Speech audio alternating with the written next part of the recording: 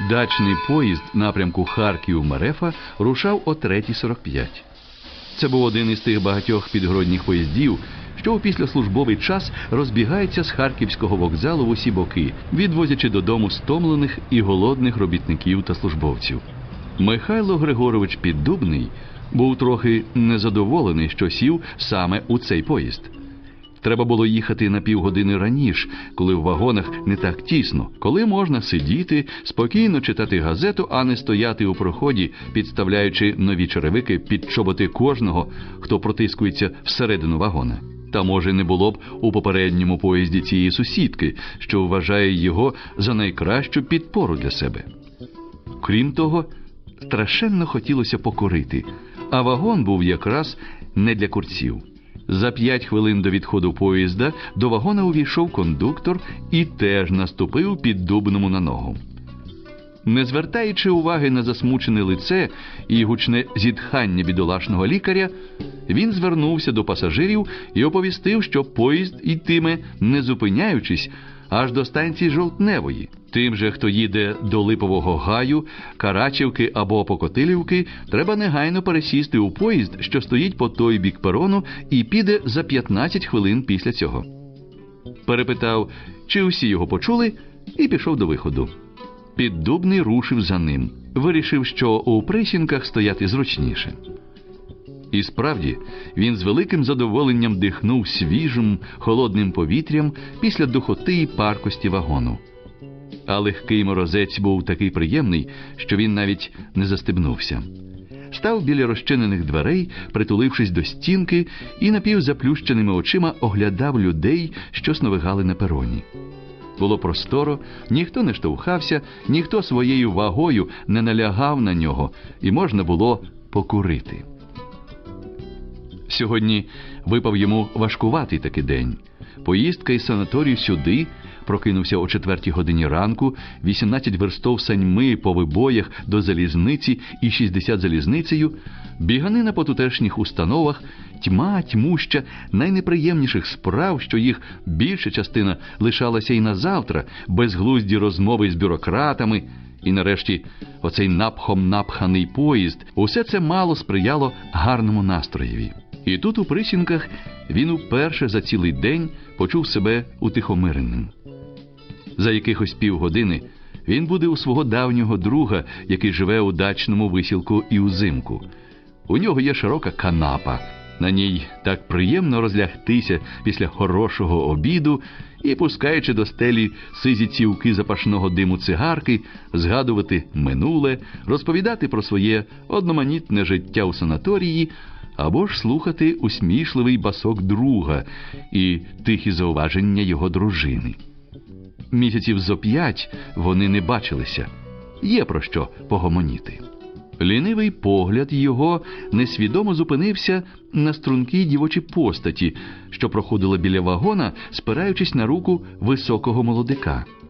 Вони тихо розмовляли, і зовсім неважко було зміркувати, про що саме точиться у них розмова. Він намагався зазирнути їй в очі, і на кінцях губів йому ворушилася тепла усмішка, а вона низько схилила голову. Піддубний побачив її золотисте волосся з-під темно-червоного капелюшка і усміхнувся. Сумно, як людина, що життя її ніколи не освітлювалося золотими виблисками дівочого волосся. Одне тільки здивувало його. Рука дівчини якось кволо висіла, і здавалося, що невелика шкіряна торбинка от-от вислизне із неї. Пройшовши трохи, дівчина та її супутник повернули назад, і Піддубний розгледів їх краще. Йому було щонайбільше 26-27 років. Великі, сірі, на перший погляд холодні очі невідривно дивилися на неї, мов у чомусь співчуваючи їй, мов шкодуючи, що немає у нього сил зробити її радісною. Уся постать його, гарно вдягнена, охайна, виявляла готовність виконати усякий її наказ, першу ліпшу її примху. Але дівчина мовчала. Тоді однією рукою він притис її лікоть до себе. На це вона відповіла йому тим самим, а другою із тихою ласкою погладив їй рукав пальта. На одну мить вона підвела до нього лице, спробувала усміхнутися і знову схилилася ще нижче. Це дуже засмутило його. Він зупинився якраз біля ганку до вагона, узяв її руки у свої і сказав із любовною докірливістю: «Ну, Наталенько, не можна ж так на це реагувати. Ну, заспокойся. Адже скільки разів траплялося це раніше, і завжди кінчалося щасливо. Кінчиться так і цього разу». Різкий кондукторів свист спинив йому мову. Він спритно підсадив дівчину у вагон, оттиснувши Піддубного від дверей, а сам став на сходинці. Наполовину стяг її з руки рукавичку, щоб короткими поцілунками укрити долоню. «Ну, зійди», – затурбувалася дівчина, – «а то зірвешся». «Не зірвусь», – усміхнувся він і піймав її руку ще раз поцілувати. «Завтра вранці я зустріну тебе тут, на вокзалі. Але завтра тільки четвер. Коли б ти тільки знала, як важко чекати аж до суботи». «Встань же», – ще більше стурбувалася дівчина. «Завтра ж побачимося, поговоримо». Він легко скочив на перон і пробіг кілька кроків поруч поїзда. Дівчина, махаючи йому рукою, висунулася із вагона. Обережно, щоб не зіпхнути її, висунувся й Піддубний. Ця пара дуже зацікавила його. Молодик стояв, розмахуючи зірваною з голови кепкою, а його усмішка здалеку здавалася застиглою і нерухомою. Поїзд скоро набрав швидкості. Хутко пропливли вокзальні будівлі, замиготіла своїми невисокими будинками і голими садками Холодна Гора. Дівчина випросталася, трохи відсунулася від дверей, але у вагон не пішла. Стала проти Піддубного, наче не те, щоб він міг оглядіти її усю. Красивою її не можна було назвати. Правильніше, не було у ній тієї викоханої штучної краси, яку так часто зустрічаєш у дівчат і жінок на вулицях великих міст. Було у ній щось подібне до веселих, задирикуватих портретів комсомолок, що часто прикрашають собою сторінки наших ілюстрованих журналів. Найбільше робив із неї таку комсомолку темно-червоний колір її капелюшка, що здавався просто варіацією комсомольської хустинки. І це враження не пропадало навіть від того, що в очах їй затаїлася тривога, вуста щільно стислися, а щоки були бліді. Так і здавалося, що за хвилинку зморшки ці зникнуть, а в очах застрибають вогники життєрадісного сміху. Дівчина теж глянула на Піддубного і не утримала легкої усмішки, побачивши його кругле та добре-добре обличчя, наче він отот витягне із глибокої кишені якусь надзвичайно втішну іграшку. Над обличчям широко розкинув свої криси фетровий новий бриль, смішно збитий на потилицю, а розстебнуте пальто робило з його постаті і без того гладенької зовсім кулясту. А коли Піддубний откинув полу пальта, щоб дістати ще одну цигарку, і дівчина у верхній кишені піджака побачила стетоскоп, усмішка їй ніяково зникла. Вона навіть присунулася до нього, наче хотіла щось спитати, та, видно, згадала, що перед нею чужа, незнайома людина, і одвернулася до дверей. Піддубний не вперше їхав цією дорогою. Подивившись і собі у двері, він побачив, що поїзд минув уже Новоселівку і тепер збільшує швидкість. Почався схил, що тягся аж до Липового гаю. Хутко пропливла вкрита глибоким снігом низина, розрізана залізничними коліями. По той бік низини замайоріли димарі заводів Нової Баварії. Потім поїзд прогуркотів крицею моста через Уди, пролетів повз будинок Липового гаю, не зменшуючи ходу. Раптом дівчина повернула до Піддубного своє перелякане лице. «Хіба це той поїзд, що у Липовім гаю не зупиняється?» Так, почав був той, він до жовтневої, але дівчина не дослухала його, несподівано метнулася до дверей. Піддубний із криком кинувся до неї. Перед очима йому блимнув темно-червоний капелюшок, а під ним широко розплющені очі. Простяг руки, але вони упіймали саме повітря. Весь захолонувши від жахливої несподіванки, повиснув на поруччях сходів, усім тілом висунувшись із вагона. Поїзд хутко йшов уперед. Поруч вагонів, нерухомо розкинувши руки край невеликого перону, лежала дівчина. Золоте волосся розсипалося по снігу. Капелюшок звалився із голови і повільно котився за поїздом. Уже всі вагони пройшли повз неї, поки він зрозумів, що робити. Але руки не змогли враз розірвати мотузки, що зав'язувала ручку вестінгаузового гальма. Нарешті колеса заверещали під натиском гальмових колодок. Не чекаючи на повну зупинку, Піддубний виплигнув з вагона і побіг щосили до дівчини, провалюючись глибоко у сніг. Раптом позад себе він почув стривожений гудок. Оглянувшись, він побачив, що назустріч дачному поїздові мчить другий, пасажирський. Його вагони довгі, зелені, з білими табличками, що на них можна було розібрати напис «Москва-Севастополь», миттю прогоркотіли повз Піддубного і зникли у сніжній куряві, знятій швидким рухом поїзда. Здивовано і перелякано дивився лікар йому услід, спинений від думки, що широко розкрила йому здогадливі очі. Рука мимоволі підвелася до чола, наче йому несподівано світ поплив перед очима. Але він хутко подолав себе і напружено підійшов до дівчини. Вона тільки випадково не потрапила під колеса стрічного поїзда. Лежала горілиць, стиснувши обома руками свою торбинку.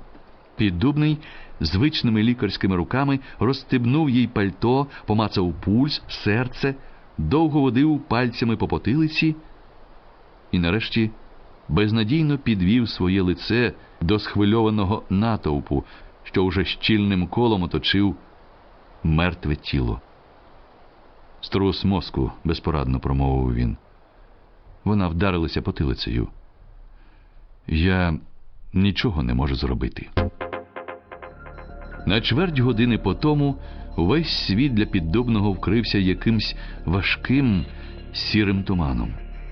Не через те, що він побачив безглузду смерть дівчини.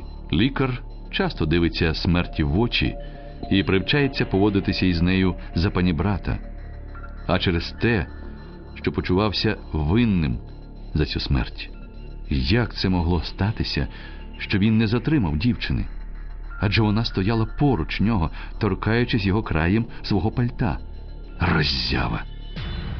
І Піддубний стояв у центрі натовпу, безсило звісивши руки. Не помітив, як хтось поклав дівчині на груди її зім'ятий капелюшок, як помалу розійшовся натовп пасажирів, як дачний поїзд пішов далі, як з'явилися міліціонери. Несвідомо давав відповіді на запитання тих міліціонерів, підписав протокол. Тільки коли труп дівчини, покладений на ноші і укритий сіро-жовтим брезентовим міліцейським плащем, злегка загойдався на руках двох міліціонерів, він, не роздумуючи довго, застебнув своє пальто і пішов за міліціонерами. Лікарський інстинкт підказав йому, що його допомога може ще треба буде там, куди несподівано приходить смерть, і де здорові люди переступають через труну. Обов'язок лікаря – охоронити їх від падіння. Два міліціонери повільно несли ноші майже порожніми, тихими вулицями передмістя. Піддубний похмуро брів за ними, сховавши лице у підведений комір пальта і насунувши бриль на очі. Під ногами обережно рипів сніг. Перехожі, що зрідка зустрічалися з ними, сходили з вузького пішохода, спинялися і довго проводили поглядами цю незвичну процесію. Нарешті Мовчазні та похмурі від свого неприємного обов'язку, міліціонери спинилися біля хвіртки у штахетовому паркані. За ним чорніли вікна невеликого одноповерхового будинку, густо оточеного голими стовбурами дерев. Міліціонери поставили ноші на землю, але жоден із них не відважився навіть підійти до хвіртки. Її розчинив Піддубний. Вона гучно зарипіла, і цей звук луною розкотився по всій вулиці. Піддубний здригнувся і поволі пішов протоптаною у снігу стежкою, що вела до ганку. Міліціонери нерішуче рушили за ним, низько схиливши голови.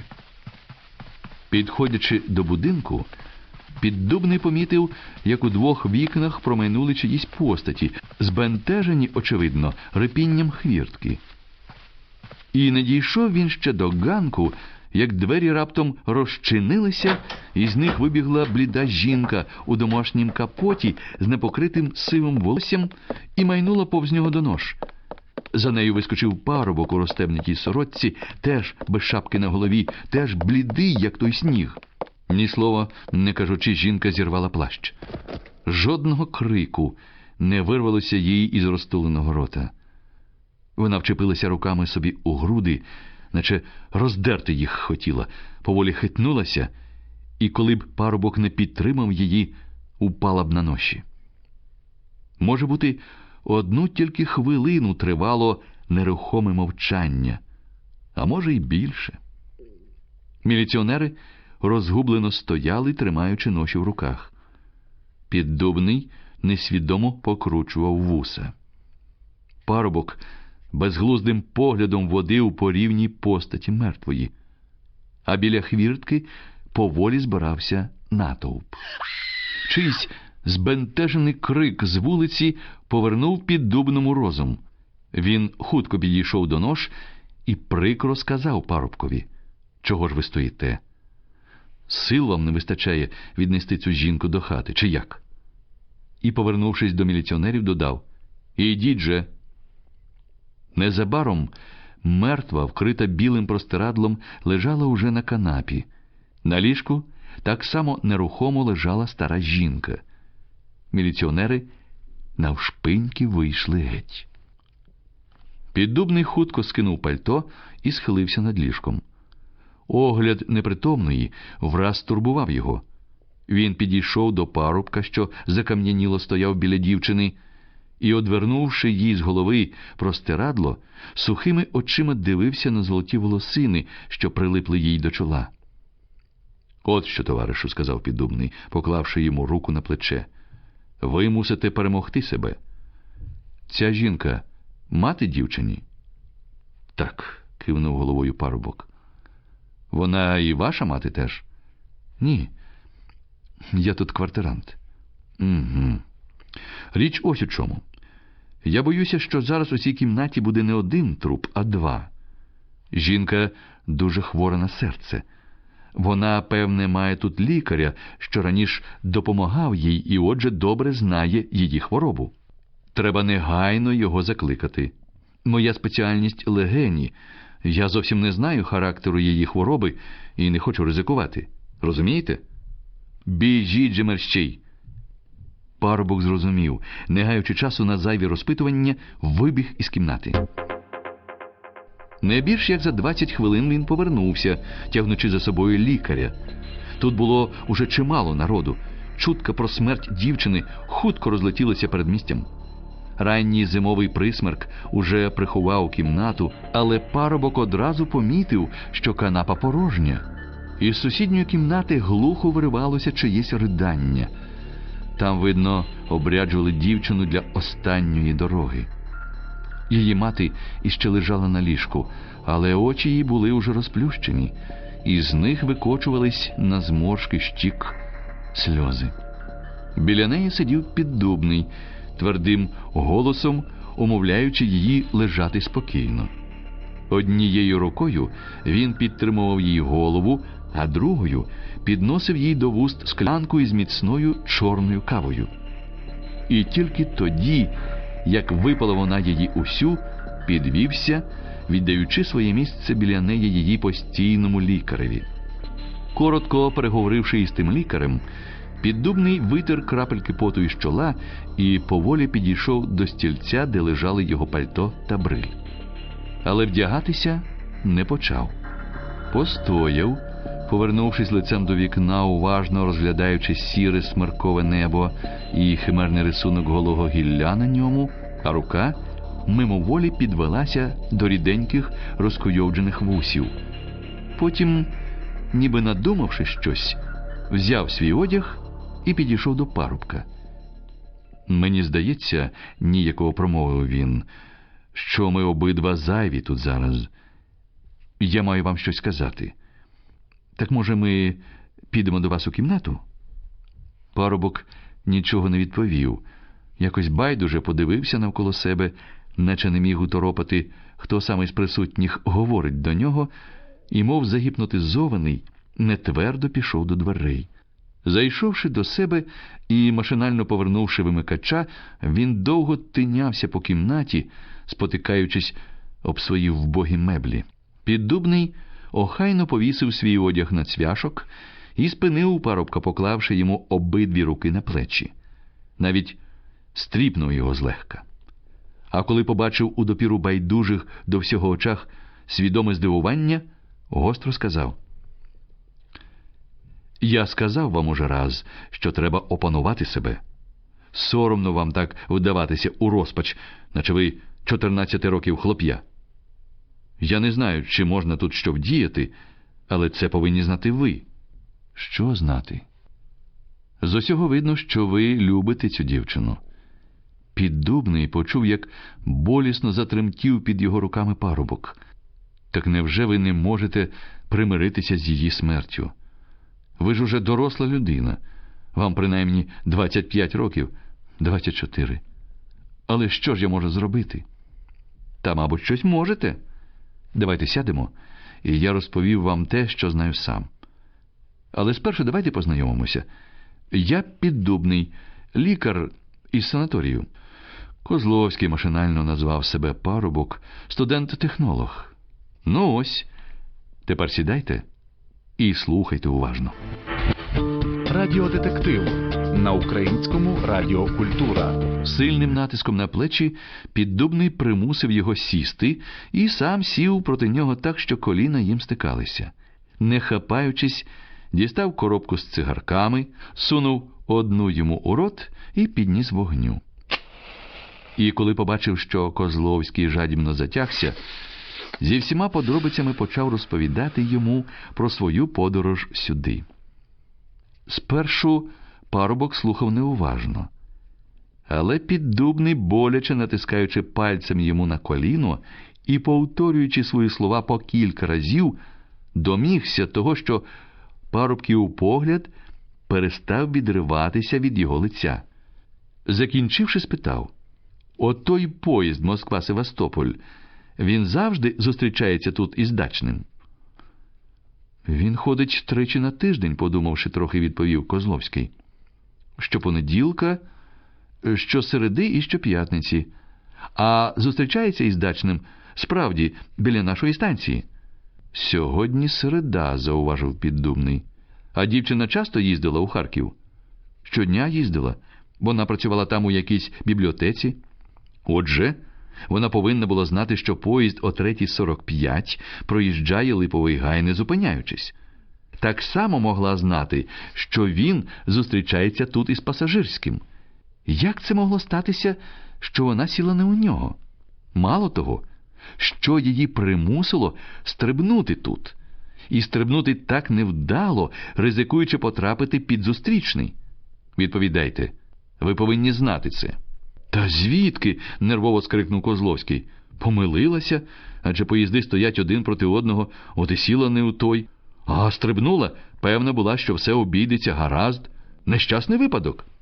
«Ні, так розмірковувати не можна», – по короткій паузі промовив Піддубний. «Випадок, помилка. Але ж випадок – це просто видима ланка невидимого ланцюга причин. Невже ця ланка може з'ясувати нам усе, але сама лишиться нез'ясована? Ми повинні побачити ці невидимі ланки. А ми їх не побачимо, коли до випадку додамо ще й помилку. Де ж причина тієї помилки? Бідна мати, не слухаючи його, сказав Козловський. Це уже вдруге доводиться їй переживати отаке. Чоловіка її теж принесено мертвого. Білі його вбили. Він їздив на паротягах за механіка. Коли білі відступали, він візьми і зіпсуй свого паротяга. Та так необережно зіпсував, що офіцери про це дізналися. Отак, як і сьогодні, перед смерком, товариші принесли його труп. З того часу вона й захворіла на серце. Та так захворіла, що ступити без брому не може. Ви чудо зробили, врятувавши її зараз. Та проте, може, краще їй було б умерти. Що в неї тепер за життя буде? Хто її годуватиме? Сама вона через свою хворобу навіть до найлегшої роботи не здатна. Найдрібніше хвилювання або зусилля, от і напад, от і прикута вона на увесь день до ліжка. Наташа сама усе господарство провадила. Адже вона дуже любила свою матір. Тепер таку любов до батьків рідко у кого зустрінеш. Та й не тільки це. Що то за дівчина була, якби ж ви знали? Ви розумієте цей жах? Недалі, як сьогодні, вранці, вона говорила зі мною, сміялася, разом до Харкова поїхали. Раділа, що найближчої суботи піде з Байрачним до ЗАГСу, і раптом таке. Козловський нервово ковтнув повітря і несподівано вхопив Піддубного за рукав обома руками. Ні, я не можу говорити про це спокійно. Ви от сказали, що я люблю її, але це неправильно, бо немає у світі таких слів, що ними можна було б розповісти про мої почуття до неї. Це щось більше за кохання. А що саме, я не знаю. Мені боляче. Дуже боляче було, коли Наташа сказала, що одружується із Байрачним. Але я переміг свій біль, бо зрозумів, що не зможу дати їй того, що дасть їй Байрачний. Адже я лише студент, який живе тільки на стипендію. А він уже інженер, добре заробляє. А що він за людина? Обережно перебив його Піддубний. Ви ж говорили, що бачили його. Ото він на вокзалі у Харкові з Наташею був. А що ж вам іще треба? Ну, я трохи приятелював із ним, коли він іще студентом був. Я його із нею познайомив. А раз вона з нас двох вибрала його, отже, він був достойніший. У змаганні за її любов він був чесніший за мене. Коли я побачив, що він Наташі подобається більше, ніж я, багато я всяких гидот про нього їй наговорив. А він же проти мене жодної. І я примирився з тим, що мені за дружину вона ніколи не буде.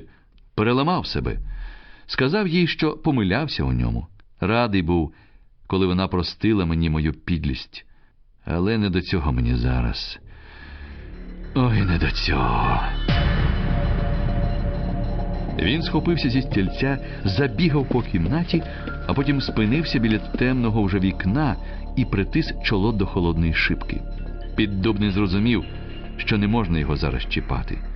Сидів тихо, прибираючи ланцюжок свого годинника. І не здригнув, коли раптом Козловський обурено крикнув йому: «А хто ви такий? Чого вам тут треба? І чого ви хочете від мене?» «Та я ж називав вам себе», – Піддубний відповідав лагідно. «Розповів вам також, як сюди потрапив. А зараз мене цікавить одне питання. Чому Наташа померла? Воно і вас повинно цікавити. Ви ж розповіли мені про це. Я розповів те, що бачив. А ви повинні розповісти те, що знаєте. Коли ви це зробите, я даю вам слово честі. Відчеплюся від вас. Зрозумійте, що зовсім не для задоволення своєї особистої цікавості розпитую я вас. Що саме ви говорили Наташі про Байрачного?» Тихий, але упертий голос і невідступність Піддубного таки вплинули на Козловського. Він одійшов від вікна і сів проти лікаря. «Гаразд», – згодився він. «Я вам відповідатиму, але спершу дайте мені ще одну цигарку». Він жадібно затягся кілька разів, наче тютюновий дим, послабляв напруженість його болю, і голос йому після цього зазвучав чудною байдужістю. Говорив я їй про Байрачного, те, що сам про нього тоді думав, що він егоїст, що він просто прикидається закоханим у неї, що він скоро її покине. Мені зараз соромно згадувати про це. А часто він останніми днями бував тут. Мало не щовечора. Бував, значить, лише тоді, як Наташа вдома. Ну, звичайно. А тепер останнє запитання. Коли ви сьогодні приїхали додому? І що ви тут помітили? Приїхав я за півгодини до вас, поїздом, що йде із Харкова о 3:15. Але не побачив тут нічого такого, про що можна було б розповісти. Олена Олександрівна, Наташина мати, лежала, як завжди, на канапі та читала книжку. Ні, збрехав. Сьогодні вона не читала. Я поговорив із нею хвилин з 10, а потім побачив, що їй не до мене, і пішов собі. Деякий час Піддубний мовчки розглядав його лице. Потім зітхнув і важко підвівся зі стільця. Глянув на свого годинника і сказав, наче сам до себе: «Одначе, як вже пізно, 20 хвилин до 6. Не доведеться вже мені видко побувати у свого друга. Коли йде звідси найближчий поїзд на Харків? О 6 з якимись там хвилинами?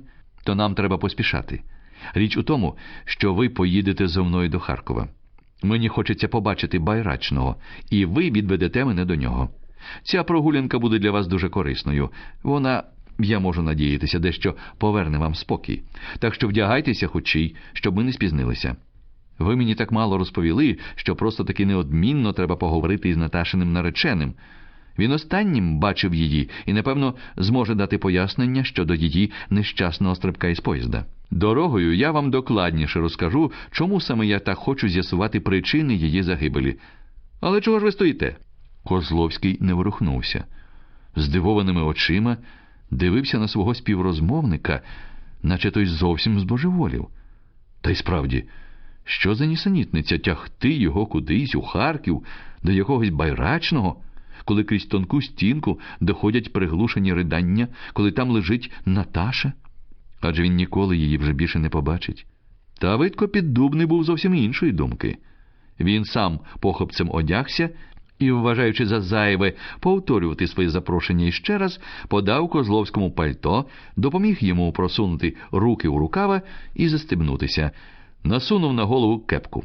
Потім взяв його під руку і силоміць потяг за собою.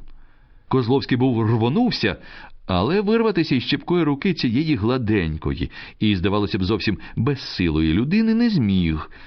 І покірно побрів, вирішивши, що найкращий спосіб здихатися цього в'їдливого лікаря – робити так, як він того хоче.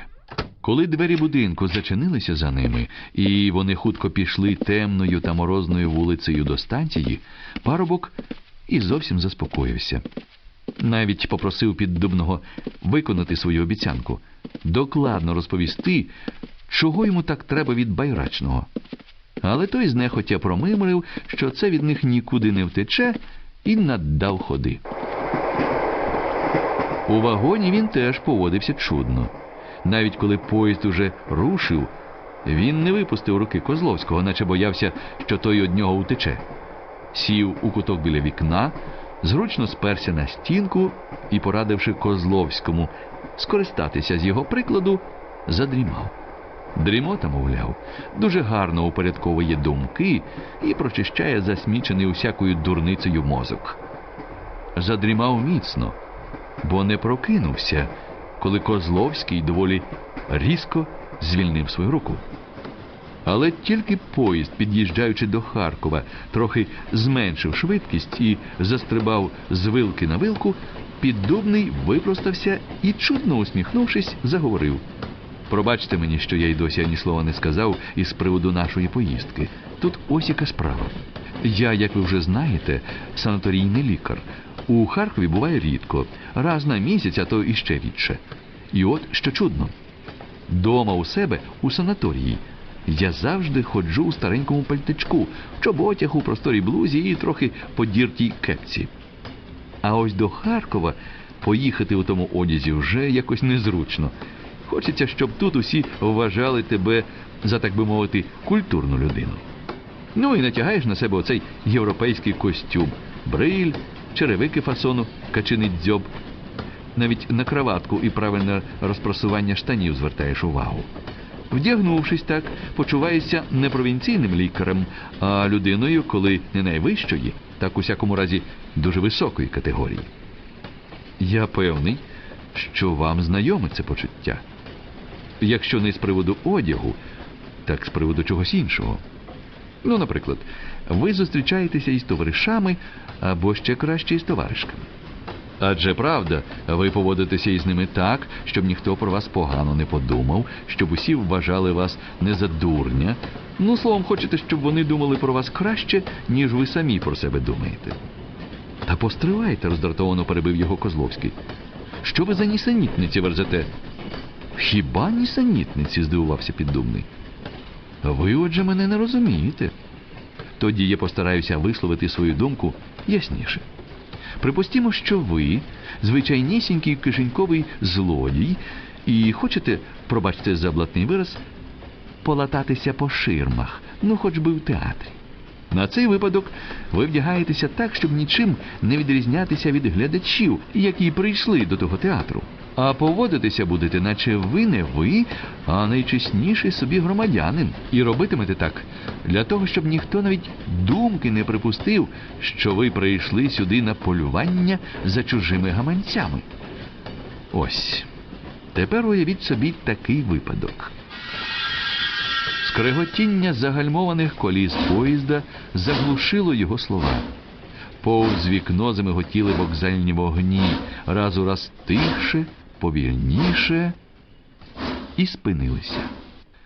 «От біда!» – з легкою прикрістю промовив Піддубний, підводячись. «Приїхали. Ну, та нічого, я вам потім докажу. Тепер ми візьмемо таксі, нам треба поспішати, і поїдемо до Байрачного. Побудемо у нього не більш як 5-10 хвилин. А потім, я думаю, ми матимемо час поговорити». Таксі за кілька хвилин домчало їх до великого будинку, що освітленими вікнами дивився у жовтуватий од рідких ліхтарів півморок вулиці. Піддубний розплатився з водієм і похапцем збіг за своїм супутником на другий поверх.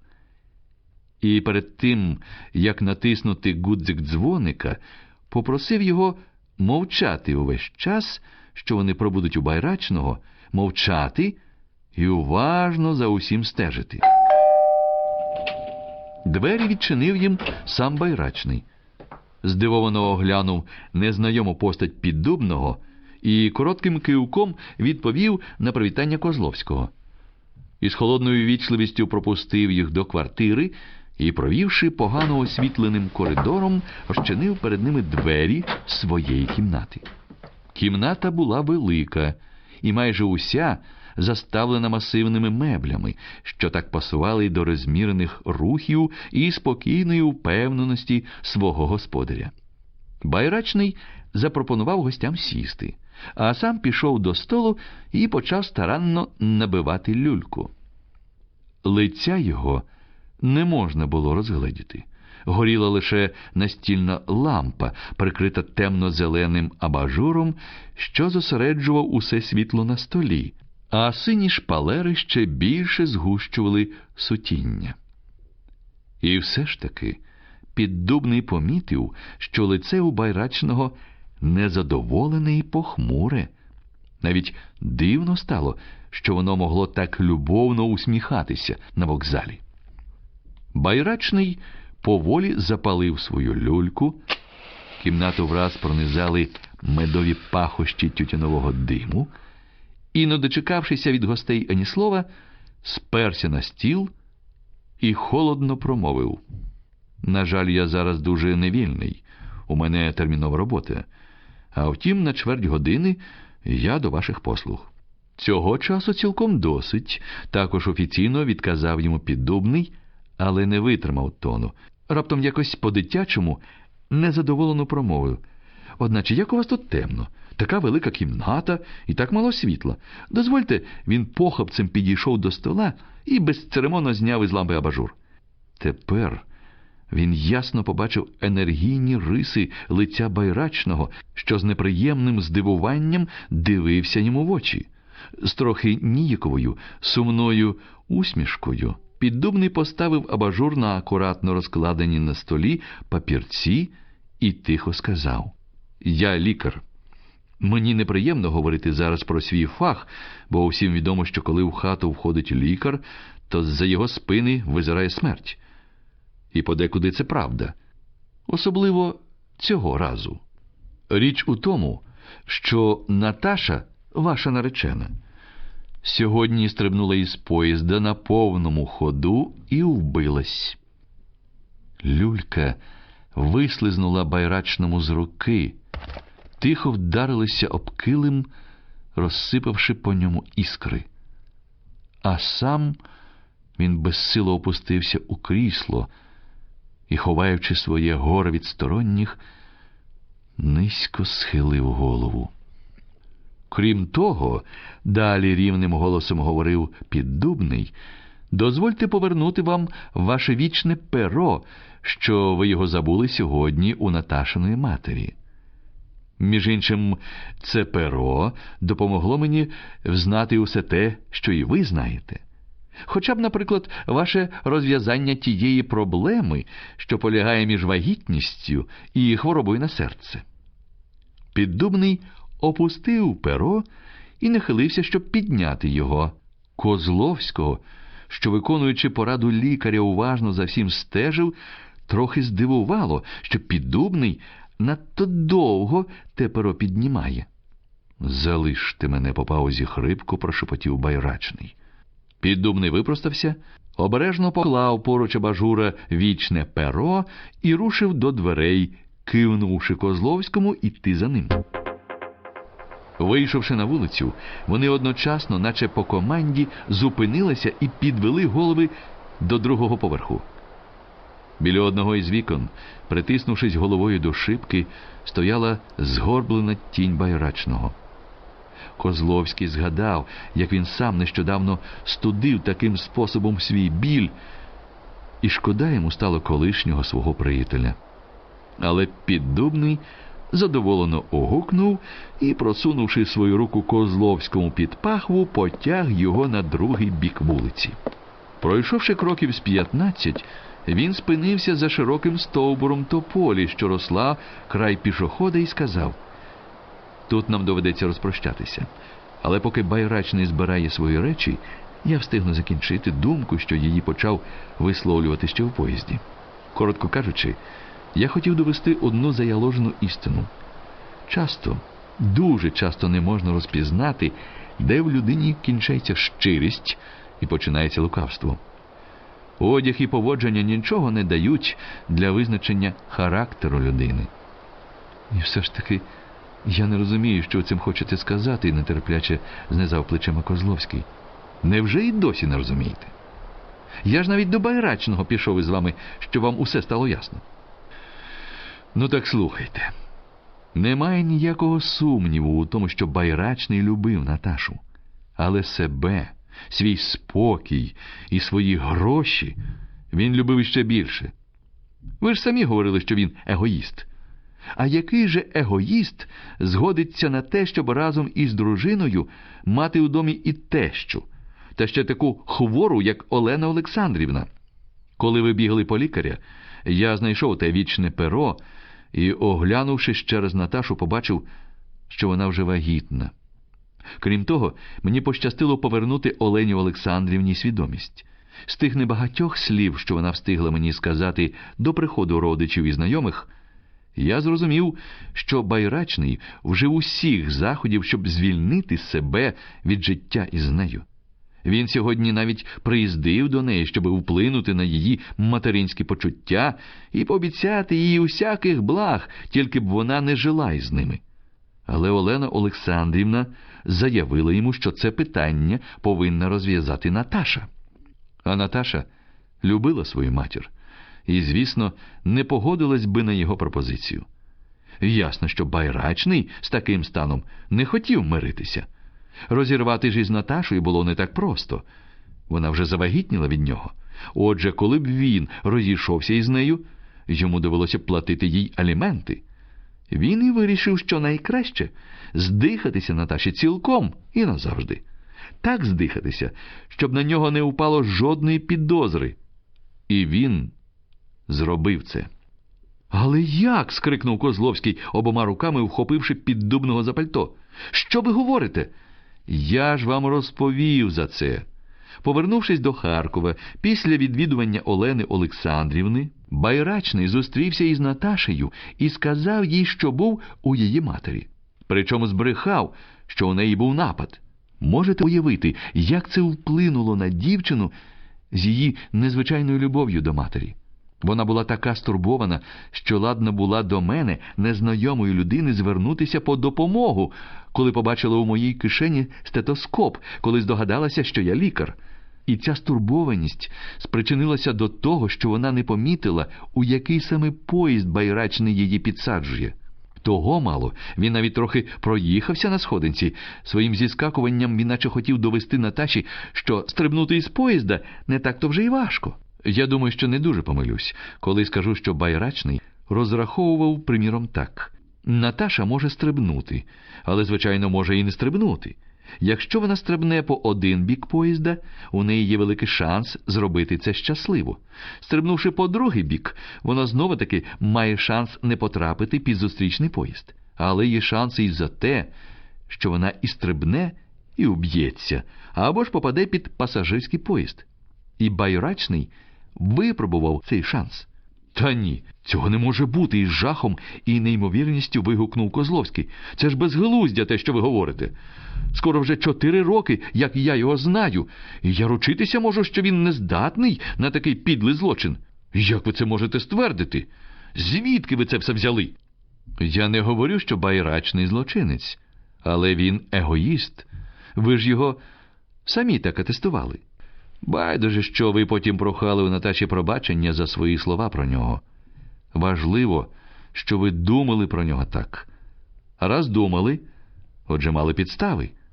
І егоїзм призвів його до злочину. Тепер щодо вашої рекомендації про нього. Вона зв'язала в одно всі розпорошені деталі. Ось вони. Коли поїзд, що ним ми, Наташа і я, їхали, рушав, я здивувався, побачивши посмішку Байрачного. Надто багато було у ній задоволеної нещирості. Можливо, нещирість – не зовсім правильний тут вислів, але кращого зараз я підібрати не можу. Ну, та цієї деталі ви не бачили, а щодо інших, так я ж і абажура з лампи зняв, щоб ви все як слід розгледіли. Чи пам'ятаєте ви, що із вами було, коли у вашому дворі з'явилися ноші?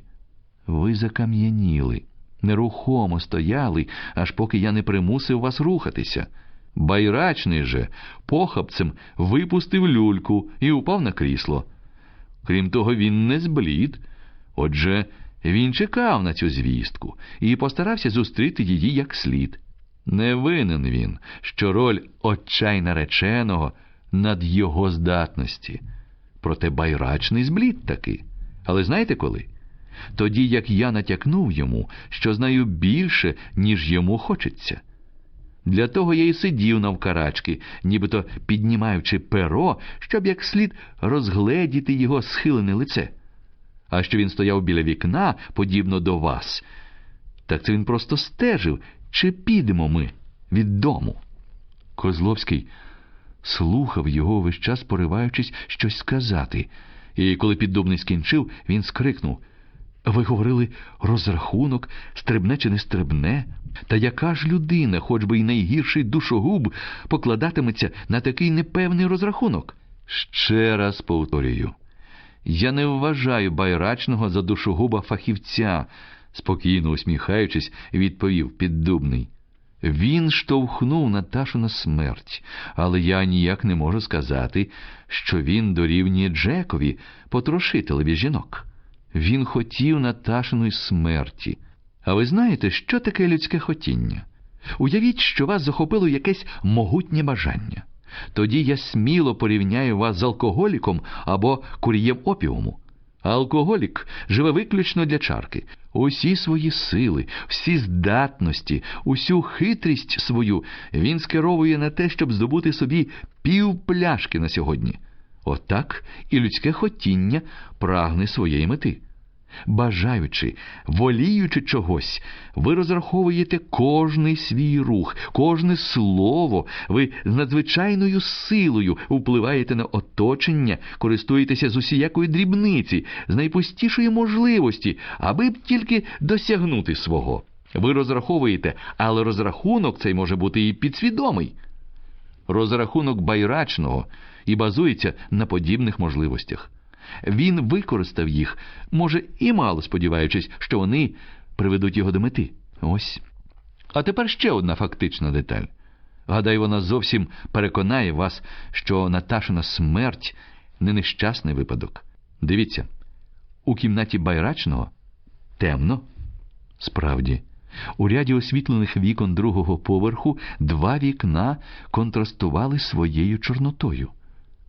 Козловський мовчки вже без здивування дивився на них, а пальці йому мимоволі стискалися у кулаки. За хвилину вхідні двері будинку тихо розчинились, і у світло невеликого ліхтаря, що горів над ганком, виступила висока постать Байрачного із валізкою в руці.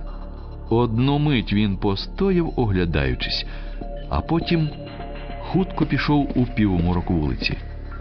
Козловський кинувся був до нього, але Піддубний вхопив його за рукав. «Я затримую вас лише на хвилинку», – похапцем прошепотів він. «Він далеко відійти не встигне. Та й міліціонера ви тут хутко знайдете. Добре затямте, що я вам тут зараз казав. Крім того, візьміть оцього папірця. Це моя адреса. На той випадок, якщо судові органи зацікавляться моїми свідченнями.